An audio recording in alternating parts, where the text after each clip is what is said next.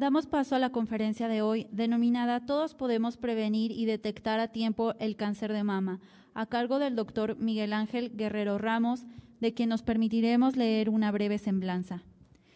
Miguel Ángel Guerrero Ramos es médico cirujano, oncólogo y cenólogo, egresado de la Universidad de Guanajuato, especialista en cirugía general por la UNAM, con especialidad en cirugía oncológica por el Hospital Juárez de México. Asimismo, cuenta con un máster en patología mamaria, cenología por la Universidad de Barcelona. Lo escuchamos, doctor. Buenas tardes. Gracias, doctora Ivanco, gracias al Congreso por esta amable invitación. Espero que esta plática sea útil. Felicidades por sus jornadas, creo que van a tener un impacto muy importante en la salud de los guanajuatenses. Y bien, vamos a entrar en el tema. Desafortunadamente no tenemos registros muy fidedignos en muchas de nuestras enfermedades en el país. Hasta el año 2003 existía algo que se llama el registro histopatológico de neoplasias, que desafortunadamente desapareció de repente porque ya no hubo aparentemente apoyo económico para que siguiera. Y era el que llevaba más o menos el control de cómo se comportaba la incidencia del cáncer en nuestro país.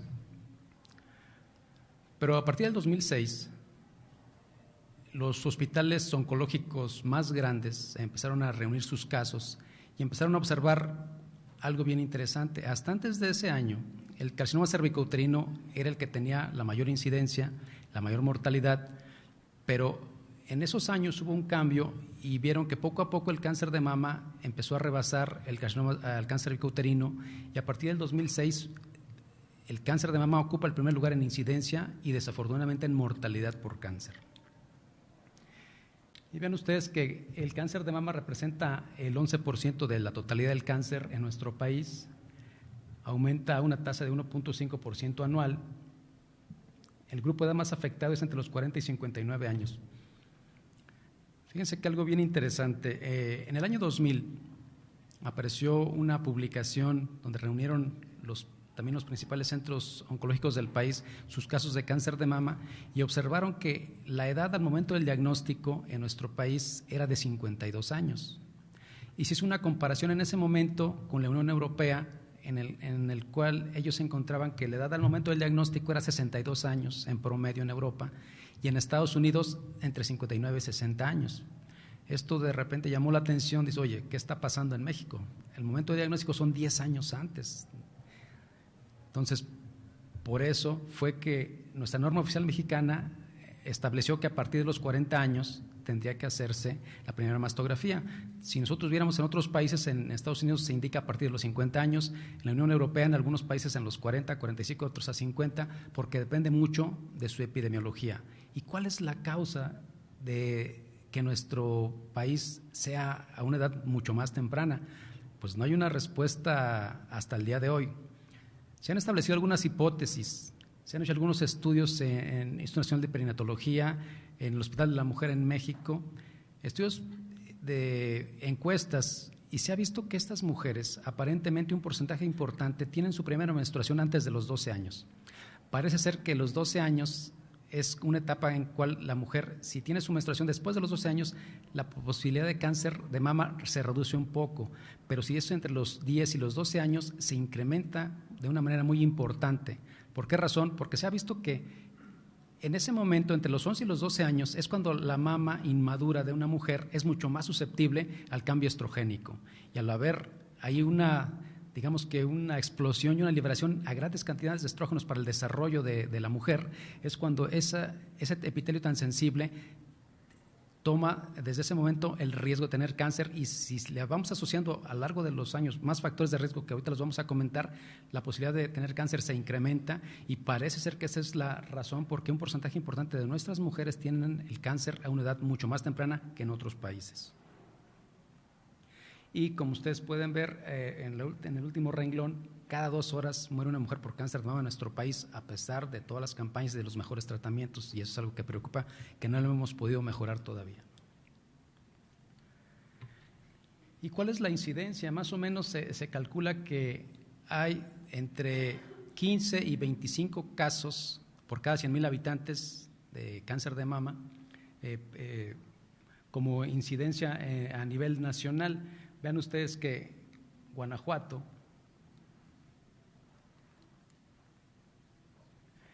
más o menos entre 14 y 15 es lo que ha estado oscilando casos por cada 100,000 habitantes.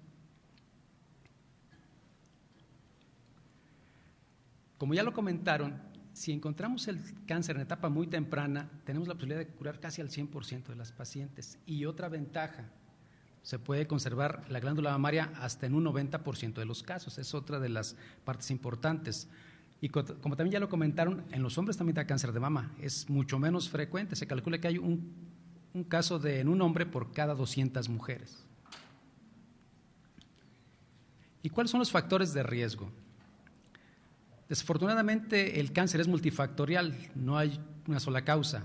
Una bien importante es la herencia, pero solamente 5% del cáncer es explicado por la herencia. El 95% es algo que llamamos cáncer esporádico, que nos puede dar aunque nos cuidemos y hagamos ejercicio. Entonces, vamos a ver que hay algunos factores que incrementan esta posibilidad. Hay algunos que son modificables y otros que no son modificables. El primero de ellos es la edad. Todos, en cuanto vamos envejeciendo, nuestro cuerpo empieza a trabajar un poco más lento, con algunos errores, y esto hace que seamos más susceptibles a estas enfermedades. Siempre les platico el ejemplo de la quemadura solar, porque es el más sencillo de entender. Cuando nos asoleamos y nos quemamos así fuerte, a las 2 semanas se nos empieza a caer la piel. ¿Sí? Es un fenómeno normal. Pero ¿qué es lo que pasa? Esa exposición aguda al sol dañó tanto nuestras células que fueron incapaces de repararse. Hay un daño a nuestro DNA, que es el material genético que tenemos, se rompe en pedacitos y no se puede reparar, ¿sí? Entonces, cuando nuestro cuerpo detecta que la célula está muy dañada, activa mecanismos para que las células se mueran, y esas células que se descaman son células que se murieron porque no pudieron repararse. En algunas ocasiones, esas células no se mueren, quedan con ese daño y se quedan en nuestro cuerpo, ¿sí? Entonces, esas células son las que potencialmente, si las seguimos exponiendo a más factores de riesgo, son las que pueden dar años después un cáncer.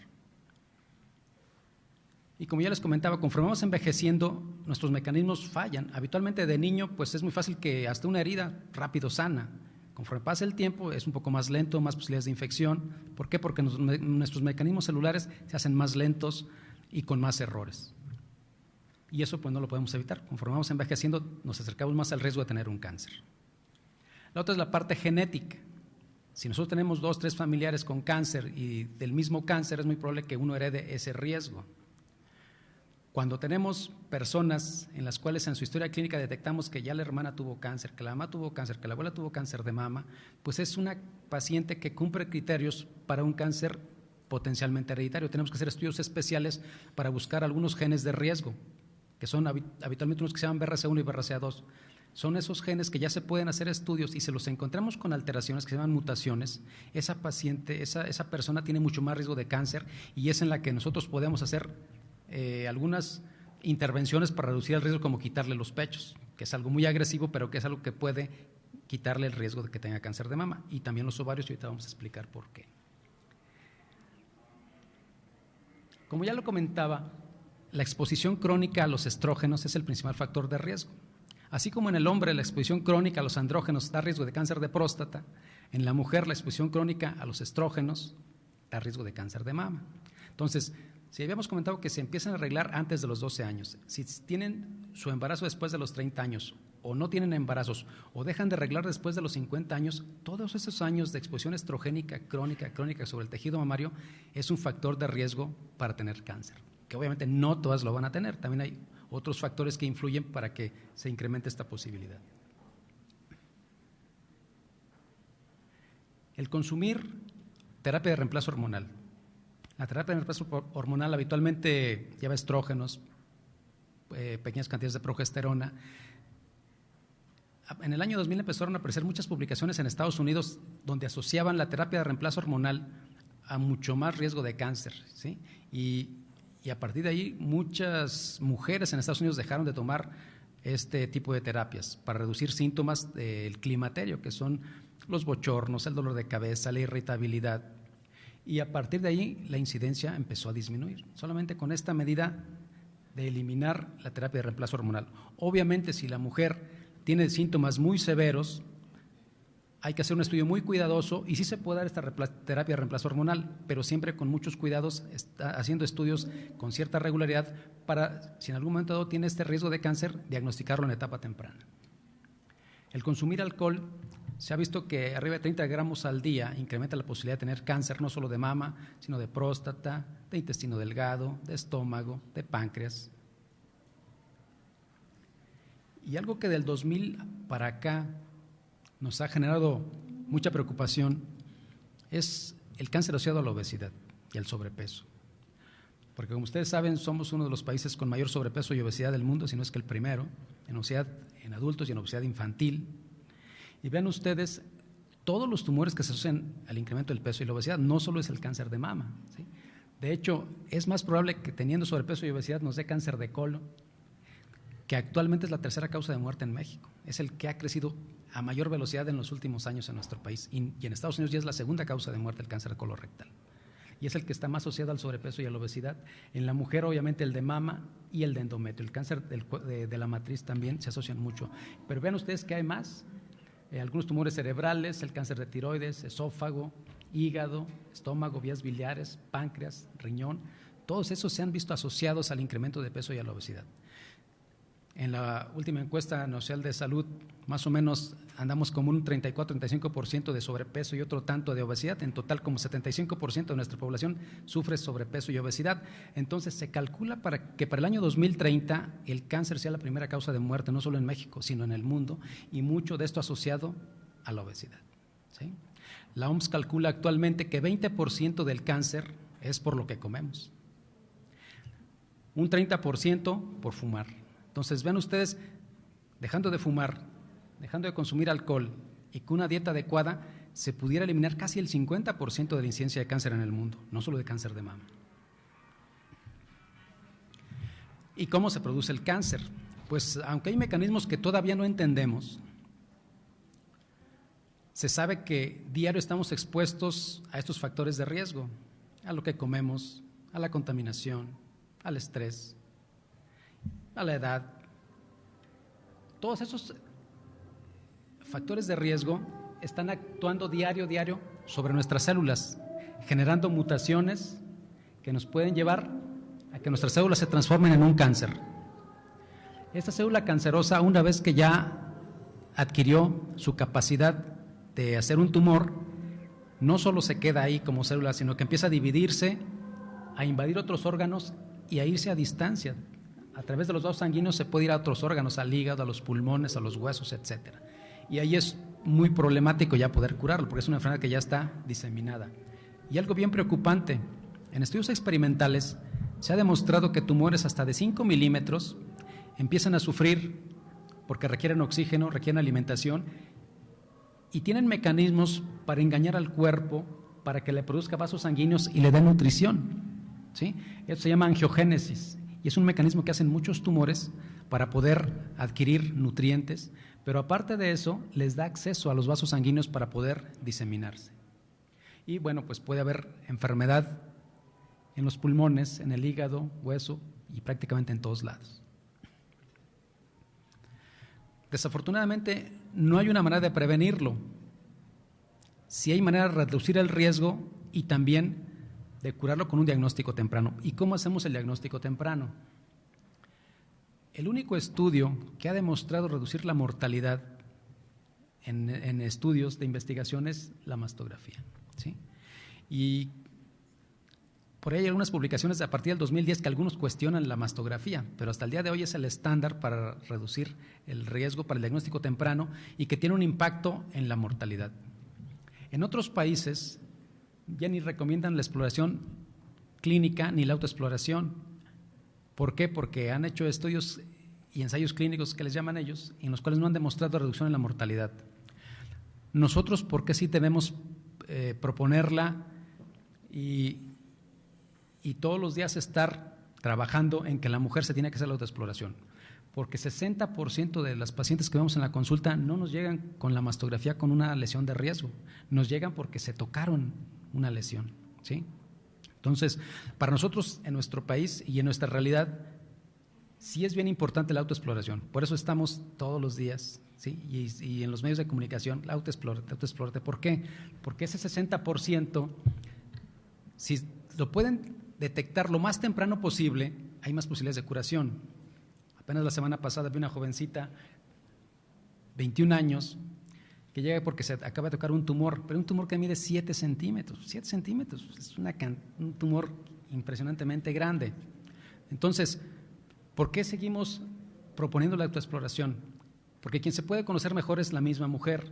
Si diario lo está haciendo, o por lo menos una vez al mes, se va a ir conociendo.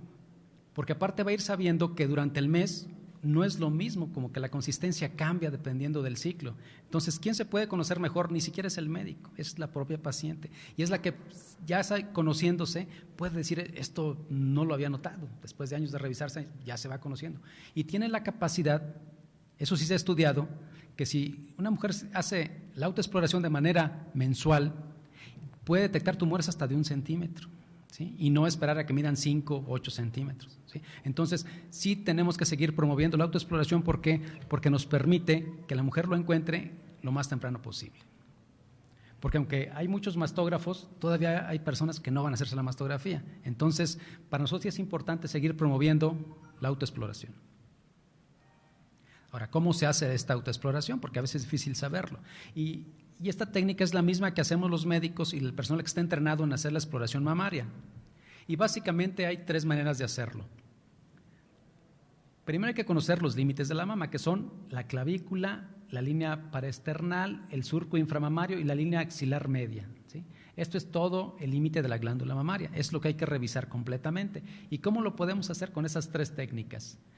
Digamos que a manera de las manecillas del reloj, ¿sí? De afuera hacia adentro, de afuera hacia adentro, en zigzag, de adentro hacia afuera o de afuera hacia adentro, o en círculos hasta llegar al centro. Cualquier técnica que se utilice es adecuada.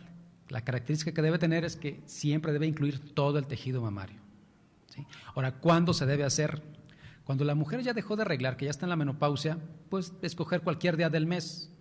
En la mujer que tiene todavía sus periodos menstruales, como va cambiando, el mejor tiempo de hacerlo es entre el día 7 y 10 después de la menstruación.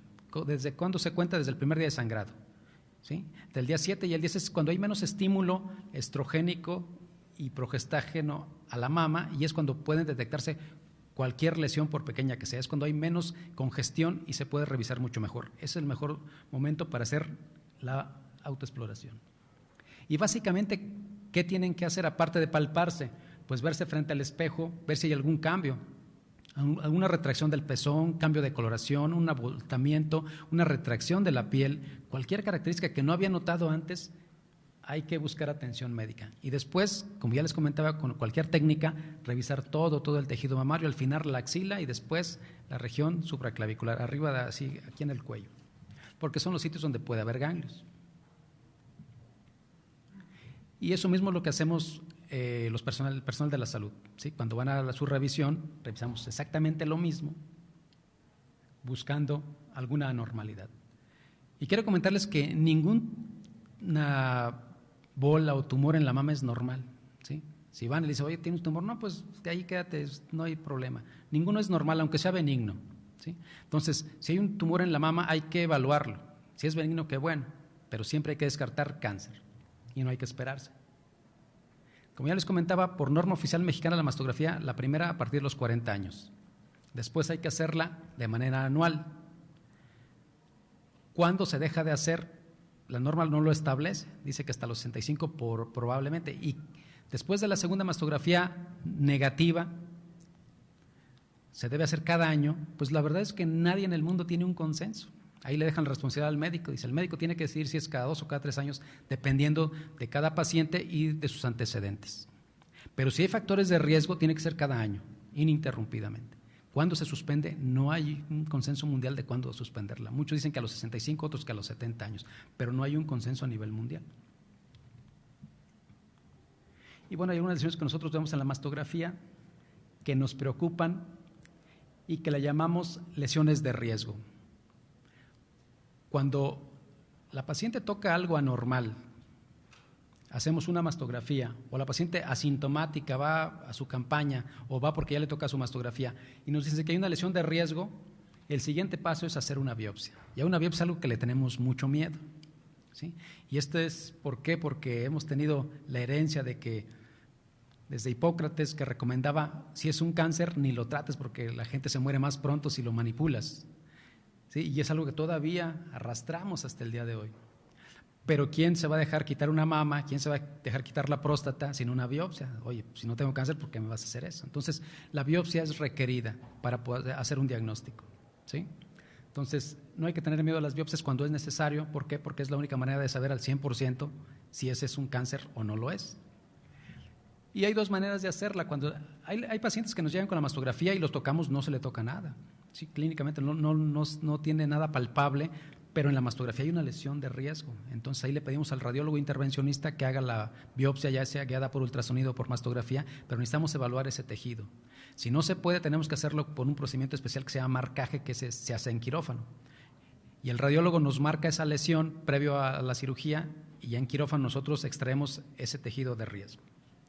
Cuando es una lesión palpable, habitualmente nosotros en la consulta podemos tomar una aguja y tomar ahí la muestra. No hay tanto problema. Son biopsias, idealmente se deberían hacer con aguja. Son agujas gruesas, pero las hacemos bajo anestesia, guiadas por ultrasonido o por mastografía. Y como les comentaba, a veces no es factible esto, ya hay que hacer el marcaje y se tiene que hacer en quirófano, pero es el menos porcentaje de los casos. Y requerimos un radiólogo entrenado para hacer esto. Si el radiólogo no me la marca adecuadamente, pues no la voy a quitar. Entonces, y realmente hay pocos radiólogos intervencionistas en todo el estado. Y eso es lo que hace el radiólogo, coloca una aguja hacia donde él detecta la lesión, nosotros en quirófano vamos siguiendo y donde marca esa lesión la quitamos, cerramos, damos de alta al paciente, esperamos al resultado de patología. Es benigno, quedó curada la paciente, si es maligno entonces sí procedemos ya a su tratamiento. Y a veces cuando son tumores muy pequeñitos, la misma biopsia con marcaje puede ser curativa, ¿eh? Si son tumores menores de 1 centímetro y salimos con bordes libres, o sea que no hay tumor ahí donde cortamos, la paciente puede haber ya quedado curada con una cirugía muy, muy pequeña. Cuando hacemos este procedimiento del marcaje tenemos que tomar una placa de control para asegurarnos que está ahí la lesión, porque puede ser que no la hayamos quitado. Y bien, una vez que se hace el diagnóstico del cáncer, desafortunadamente a veces así sucede, pues procedemos a tratar de evaluar todo el resto del cuerpo para ver si no hay enfermedad en otro sitio. Si descartamos enfermedad en otro sitio, bueno, procedemos con los tratamientos, que habitualmente en etapas tempranas el tratamiento estándar es empezar con cirugía. Y tenemos dos tipos de cirugías para tratar el cáncer de mama. Una es la cirugía conservadora y otra es la cirugía radical. La cirugía radical, pues es la mastectomía, ¿sí? Perder todo el pecho. Y la cirugía conservadora, pues debe tener ciertas características. Debe ser un tumor pequeño, una mama que nos permita hacer la cirugía sin que quede muy deformada, que no tenga enfermedades de la piel y que la paciente quiera. Porque hay pacientes que dicen, no, pues a mí me la quita, ¿sí? Y hay otras que dicen, no, con tumores muy grandes quiere que hagamos conservación cuando no es posible hacerlo. Otra situación es cuando no tenemos posibilidad de dar radiaciones. Toda cirugía conservadora amerita radioterapia porque como es una cirugía más pequeñita, puede volver a brotar ahí la enfermedad. Entonces, toda cirugía conservadora requiere complemento de radioterapia. Si nosotros sabemos que la paciente es de allá de Tierra Blanca, de Jichuy, que ya no va a volver a radiarse, no le hacemos cirugía conservadora aunque cumpla criterios. Le hacemos una mastectomía porque sabemos que es la única manera que puede quedar curada. Si le hacemos cirugía conservadora es muy probable que tenga recurrencia y la paciente no vuelva, o cuando vuelva ya no la vamos a poder curar. Entonces a veces el no tener todas las herramientas necesarias para este tratamiento pues no nos permite hacer tratamiento conservador. En ocasiones hay que dar quimioterapia, pero no siempre. En etapa temprana, cuando nosotros operamos al paciente, cirugía conservadora o mastectomía, hacemos una evaluación completa del tumor y de otras características para determinar qué tan agresivo es el tumor. Si el tumor es de los tranquilos, por así decirlo, habitualmente con la cirugía es suficiente y lo dejamos en observación. Cuando es un tumor de alto riesgo de que vuelva, ya sea ahí mismo o en otra parte del cuerpo, sí hay que dar quimioterapia para poder reducir la posibilidad de que el tumor vuelva. ¿Por qué razón? Porque aunque el tumor está pequeñito y ya les comentaba que puede haber lanzado células a la circulación y que anden por ahí y que los estudios que tenemos actualmente no sean capaces de detectarla. Pero ¿cómo sabemos esto? Hasta la mitad del siglo XX el tratamiento estándar de cáncer de mama era la mastectomía súper radical y nada más porque no había ni radiación ni quimioterapia. Solamente 35% de las pacientes estaban vivas a 5 años, el 65% se habían muerto. Entonces decían, bueno, ¿por qué si hicimos una excelente cirugía y aquí nunca le volvió? A donde volvió fue a los pulmones, al hígado, a otros sitios. Entonces dices, bueno, entonces aún en etapas muy tempranas puede haber enfermedad que le llamamos micrometastásica rondando por ahí y que hace que años después la enfermedad regrese. Entonces, para tratar de matar esas células es para lo que damos quimioterapia después de la cirugía. En algunas ocasiones nos llegan pacientes con tumores como de 20 centímetros, ulcerados, con ganglios, que no son operables de inicio. Ahí sí sucede lo que decía Hipócrates, si los operamos les va peor, antes de que cicatrice ya está brotando el tumor otra vez. Entonces ahí sí no los manipulamos inicialmente, solamente tomamos la biopsia y empezamos con quimioterapia. Esa quimioterapia se llama quimioterapia neoadyuvante.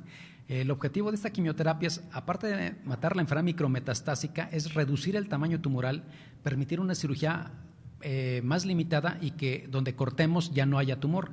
Entonces el objetivo de la quimioterapia neoadyuvante en estos casos es reducir el tamaño tumoral y permitirnos una cirugía más limitada, porque si no tenemos que quitarle casi toda la piel y tener que poner injertos ahí. Eso retarda mucho la cicatrización. Les digo, el tumor empieza a brotar antes de que cicatrice y retarda los tratamientos, porque una vez infectado y que no pegue el injerto, no le podemos dar quimioterapia a una paciente infectada. Entonces, por eso empezamos con quimioterapia en estos casos y después la operamos. Hay otros tipos de tratamiento como la terapia blanco, que es una terapia muy dirigida para unos tumores muy especiales que expresan un gen que se llama HER2. Solamente 20% de las pacientes con cáncer de mama tienen este gen. Entonces a las demás no se lo damos, solamente las que expresan este gen son las que pueden ser susceptibles a ser tratadas con este tipo de terapia que se llama terapia blanco. Y la hormonoterapia solamente está indicada en pacientes con un cáncer de mama que expresan receptores de estrógenos o progesterona. O sea, vean ustedes que esta es una enfermedad heterogénea, no es lo mismo. Hay enfermedad que se asocia a receptores de estrógeno y progesterona, hay enfermedad HER2 que solamente se trata con terapia blanco y quimioterapia, y hay otra que no expresa ninguna de las dos, que les llamamos triples negativos, y que su única manera de tratamiento es, aparte de la cirugía, quimioterapia. Esta heterogeneidad del cáncer de mama es lo que ha hecho complejo su tratamiento. Hay unas personas que nos llegan de 70 años con un cáncer que expresa muchos receptores de estrógeno, habitualmente las operamos y hormonoterapia, con esas se curan.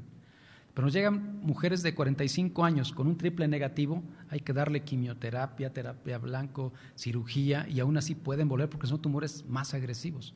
¿Sabían ustedes que el mismo cáncer no es igual y el tratamiento es muy diferente? Tenemos que adaptarlo al tipo de tumor y a las condiciones del paciente y ofrecerle su mejor tratamiento. De los avances que tenemos en cáncer de mama es la cirugía conservadora, ¿sí?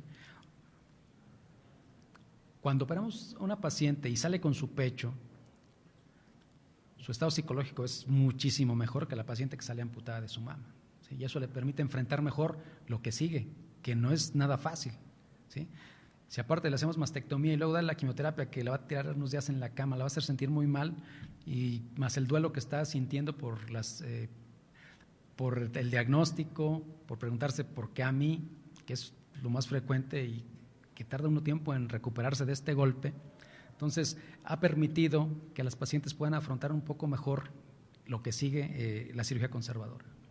Pero digo, a veces desafortunadamente no la podemos hacer, y nosotros casi el 60% de las pacientes que nos llegan son etapas localmente avanzadas, ni siquiera las podemos operar de inicio, van a quimioterapia neoadyuvante. Entonces hacemos realmente poca cirugía conservadora, desafortunadamente. Y vean ustedes, es bien diferente salir aunque sea con una cicatriz fea, pero con pecho, ¿no? Aunque sea un poco más chiquito, pero tiene volumen, porque luego esa es la primera que no quieren salir a la calle porque pues, hay que poner el relleno, al principio no se puede poner porque duele por la cicatriz.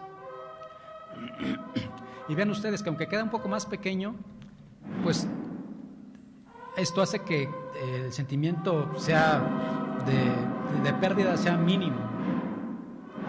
A comparación de esto, aunque estas ya casi no las hacemos, todavía hay casos de pacientes que llegan con tumores gigantes que no responden a quimioterapia de inicio y que tenemos que hacer estas tremendas cirugías. Y obviamente pues el efecto psicológico, el efecto estético es terrible para muchas mujeres. Otro avance es algo que le llamamos ganglio centinela.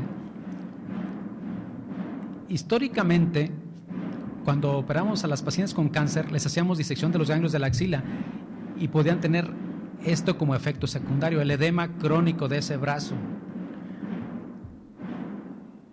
Con una mastectomía radical y quitando los ganglios, 15% de las pacientes nos hacen esto. Si agregamos radiaciones, hasta 30% lo pueden hacer. Afortunadamente, la mayoría de esta complicación es leve a moderada, o sea que la paciente queda con su brazo hinchado pero funcional. Pero tenemos un grupo de pacientes en los cuales el brazo llega a ser tan hinchado, que es tan pesado, que tienen que tener un cabestrillo para poder cargarlo, pero que aparte el edema de estos dedos, lo hinchazón, ni siquiera permite agarrar una taza. Entonces, esta morbilidad es bien importante, por lo tanto, antes, en cualquier etapa, lo que hacíamos a los pacientes era hacer mastectomía radical y con todos los ganglios. Entonces, un gran porcentaje quedaban así a largo plazo. Por lo tanto, en pacientes que no tienen ganglios y en etapas muy tempranas, se empezó a hacer un procedimiento más limitado que se llama ganglio centinela, y es lo que hacemos actualmente. Si nos llega la paciente con un tumor muy temprano y sin ganglios palpables, todas son candidatas a hacer este procedimiento que se llama ganglio centinela. Este ganglio centinela se puede hacer con colorante o con radiofármaco. Desafortunadamente, en el estado hay muy pocas gamasondas detectoras de radiación. Hay como 3 en el estado. Y no sé si la Secretaría de Salud tenga el ISAPEC, pero en nosotros de alta especialidad tenemos uno que está descompuesto actualmente. Entonces, imagina el sistema, y el Seguro Social no tiene, el ISSSTE no tiene. Solamente hay una en Irapuato y una que tiene la Aranda de la Parra. Son las únicas que hay. Entonces, muchas pacientes que se beneficiarían con el ganglio centinela, tenemos que terminar haciendo disecciones completas, con el riesgo del linfedema crónico, ¿sí? Entonces, todas las pacientes en etapa temprana deberían ser candidatas a ganglio centinela, todas. Y realmente es un procedimiento muy sencillo, reduce el tiempo de cirugía y sobre todo lo más importante, reduce complicaciones a largo plazo en las mujeres con este problema. Y sobre todo en etapa temprana, este es un estándar mundial. Es el estándar actualmente cuando no hay ganglios en la axila es cirugía conservadora o mastectomía más ganglio centinela. Cuando estamos en quirófano, lo que hacemos es identificar el ganglio que pinta el colorante o que tiene la mayor radiación, lo quitamos, lo mandamos al patólogo, él lo estudia mientras hacemos el tratamiento de la cirugía conservadora o la mastectomía. Cuando estamos terminando de operar nos llega el resultado y el patólogo si nos dice no hay enfermedad, ese ganglio está limpio sin enfermedad, ya no trabajamos lo demás y le evitamos ese riesgo a esa paciente del edema crónico. Si sale positivo, todavía la indicación a nivel mundial es hacer la disección, con todo y el riesgo que haya del linfedema, porque primero está la vida.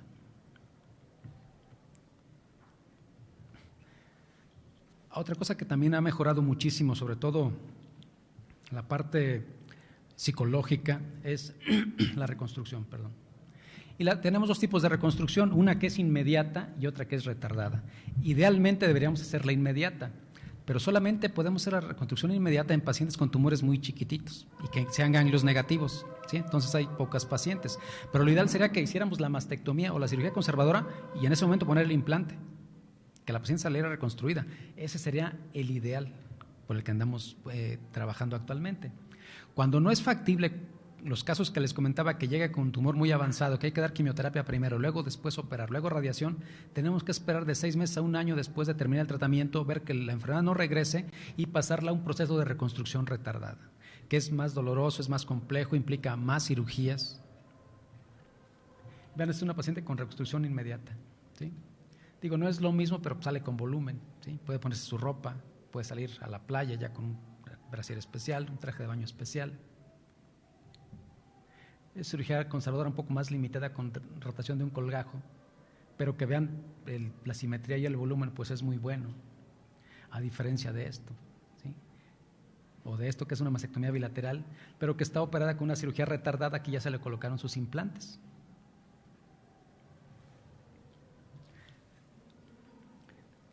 ¿qué otros avances hemos tenido en cáncer de mama? Afortunadamente en cáncer de mama yo creo que es uno de los tumores que más se puede curar, ¿sí? Aún en etapas avanzadas, hasta etapas 3, si tienen buena respuesta al tratamiento, se pueden curar. A diferencia de otros tumores en los que es muy poco probable que en las etapas 3 se cure casi nadie. Y ahora en etapa 4, ¿qué es una etapa 4? Una paciente que llega con un tumor que tiene enfermedad en los pulmones, en los huesos, en el hígado, enfermedad diseminada, es una etapa 4. Desafortunadamente una etapa 4 en ninguna parte del mundo se cura, y es una realidad.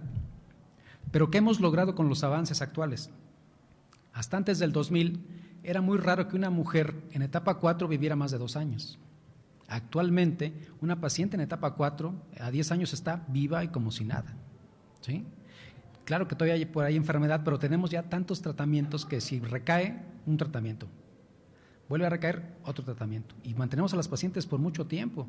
De hecho, como ha sido tan difícil curar el cáncer en etapas avanzadas, uno de los objetivos actuales en todo el mundo es hacerla como una enfermedad crónica, así como la presión o la diabetes. Digo, si no la voy a poder curar, por lo menos que viva los más años que pueda en las mejores condiciones con los medicamentos hasta que, bueno, el cuerpo ya no pueda, porque finalmente somos finitos, en algún momento nos vamos a morir, ¿no? Pero nadie quiere morirse muy joven, eso es definitivo.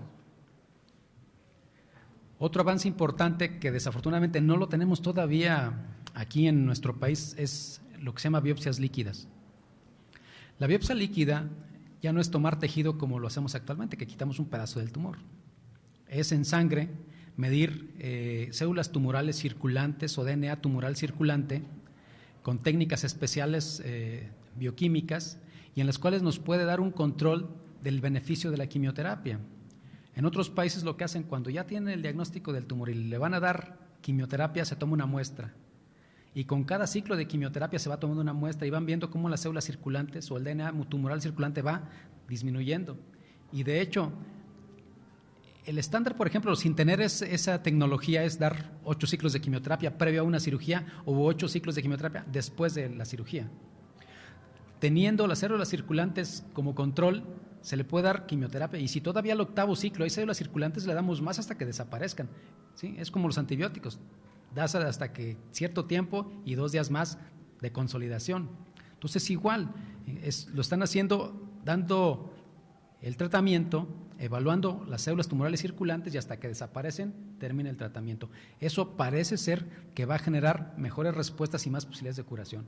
Desafortunadamente, como les comentaba, esa tecnología todavía no la tenemos en México. Parece ser que ya hay un laboratorio en México que la hace, pero es extremadamente caro, prácticamente al alcance de pocos mexicanos. ¿Y qué podemos hacer para reducir el riesgo de cáncer? No solo del cáncer de mama, esto aplica para muchos otros tumores.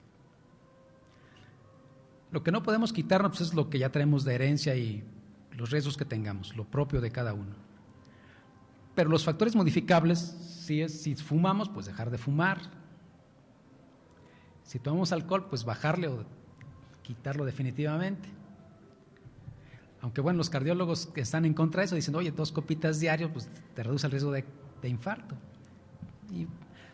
Y probablemente 2 copitas al día no incrementa el riesgo de cáncer. O sea, ya a lo mejor de 5 en adelante es donde empieza el riesgo, pero pues, creo que poca gente hace eso, espero. La terapia de reemplazo hormonal, aunque a veces sí es necesaria, el ginecólogo tiene que estar muy atento en las pacientes que sí lo ameriten, porque hay pacientes que se ponen muy mal con los síntomas de la disminución de hormonas, entonces hay personas que sí lo requieren y se puede dar de una manera segura, siempre y cuando el control sea muy estricto. El control de peso es importantísimo. Si queremos disminuir esas cifras que se esperan para el 2030 de incidencia de cáncer en el mundo, esta es una medida bien importante, el control del peso. No solo para cáncer, para reducir riesgo de diabetes, de hipertensión, la dieta, el ejercicio. El ejercicio yo creo que es de los más importantes para reducir riesgos de cáncer. Es el único que en ensayos clínicos ha demostrado reducir un 10% de la posibilidad de la incidencia de cáncer, y en los pacientes que ya tienen cáncer y que se someten a protocolos bien establecidos de ejercicio, se reduce hasta 30% de la posibilidad de recurrencia del cáncer. O sea, es bien importante el ejercicio, que es algo que cada día hacemos menos, desafortunadamente. Aparte de los beneficios del control metabólico en los diabéticos, de reducir riesgo de hipertensión, de enfermedades cardiovasculares, o sea, el ejercicio tiene muchísimos beneficios. Porque ustedes van a ver que la vitamina D, que los antioxidantes, ninguno de los complementos al día de hoy ha demostrado reducir el riesgo de cáncer. Desafortunadamente, muchos de nuestros pacientes con cáncer, y hoy lo vimos cuando pasamos visita, que tenían ahí su dieta alcalina, su agua alcalina, y las terapias alternativas las toman muchísimos, y no es que estemos en contra de eso, el problema es que dejan el tratamiento convencional por las terapias alternativas, y eso es lo que no debe de ser. ¿Sí? Y casi hicimos una encuesta a los pacientes cerrada, sin conocer el nombre, para que se animaran a decirnos la realidad. 80% están tomando medicina alternativa aparte de lo que le estamos dando. 80%, y eso sí es preocupante, porque ni siquiera sabemos qué es lo que están utilizando y si va a tener algún efecto secundario o alguna, digamos, aumentar los efectos secundarios de nuestro tratamiento o que incremente la toxicidad. Ni siquiera no sabemos si hay interacciones o no, porque ni siquiera sabemos. Pero hay, desde que los que toman aguas o jugos, hasta los que toman insectos para que se coman el cáncer, y eso es orina, jugos, etcétera, muchas cosas que hacen de medicina alternativa que no tienen un sustento, pero que muchos lo están haciendo de manera, digamos, paralela a nuestro tratamiento. Para cáncer de mama, la autoexploración mensual, a partir de que las niñas tengan su primera menstruación, hay que empezar a trabajar en ella, a que se empiece a conocer, a hacer su autoexploración mensual. Exploración clínica anual después de los 25 años, su mastografía después de los 40 años. Creo que estas medidas van a hacer que el impacto del cáncer sea menor, todas estas, y que el diagnóstico temprano se incremente con estas medidas. Esto nos va a dar más posibilidades de curación, más mamas conservadas. Y vean ustedes que afortunadamente, con los nuevos tratamientos, la mortalidad por cáncer está cada día cayendo en todos los grupos de edad, ¿sí? Esta es una gráfica de Estados Unidos, ¿sí? Pero con los nuevos tratamientos, estos son los grupos de edad de cáncer, y vean ustedes que en todos, afortunadamente, la mortalidad está cayendo, ¿sí? Entonces los tratamientos cada día son mejores, hay más posibilidades de curación, y como ya lo comentaba inicialmente, a veces sí tenemos miedo de revisarnos porque dicen, no va a tener una enfermedad, mejor ni me checo, ¿sí? Entonces hay que perder ese temor, porque si detectamos una enfermedad lo más temprano posible, es muy factible de curarse. Bien, pues no sé si tengan alguna pregunta, alguna duda, algún comentario. Creo que eso es, así muy en general, la información que yo quería darles. Sobre todo, tratar de sensibilizarlos al que se revisen, que cuando llegue el momento de los 40 años se hagan su primera mastografía y que estén constantemente en revisión, porque esta enfermedad pues es de las más curables, afortunadamente. Hay algunas en las cuales no hemos tenido impacto, por ejemplo cáncer de páncreas, pues ahí por todo lo que hemos hecho, la verdad en años, en siglos, no hemos mejorado mucho el pronóstico en estos pacientes, pero en cáncer de mama la verdad es que diagnosticándolo tempranamente no solo se conserva la glándula mamaria, sino que prácticamente todas las mujeres se podrían curar. Pues no sé, ¿alguna pregunta, dudas?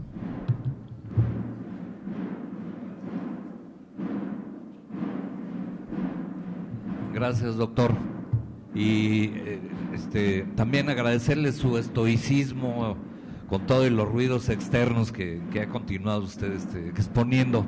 Una pregunta, ¿qué tanta importancia tiene la actitud psicológica en el tratamiento, pues, no del cáncer? Porque mucha gente sí se derrumba muy rápido. Conozco el caso de una muchachita de 20 y tantos años con cáncer de mama precisamente, y no ayuda, o sea, psicológicamente no acepta y todo, y yo quiero saber si hay algún protocolo específico para estos casos en términos de acá arriba del coco. De hecho, qué bueno que haces esa pregunta. En el momento que nosotros tenemos un paciente con diagnóstico de cáncer cualquiera, automáticamente tiene que pasar a psicología. Y son psicólogos entrenados en pacientes con cáncer. Entonces, todos tienen que pasar automáticamente.